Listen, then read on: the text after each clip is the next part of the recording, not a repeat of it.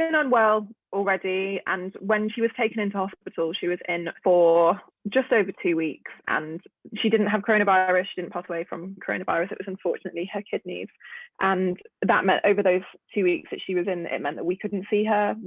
She couldn't have any visitors. It was hard. You know, you're phoning every day to speak to the nurses, the consultants, and they're so overwhelmed anyway that you just want to know how they're doing. And I think you do kind of think the worst, and not only can you not go in and see them, you know, you can't speak to them directly. And it was a long 2 weeks. It was really tough, but you know, everybody had that. It wasn't just us.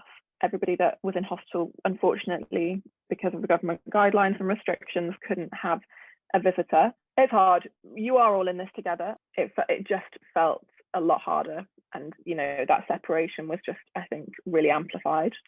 Things would have been so different. We would have had more people at the funeral.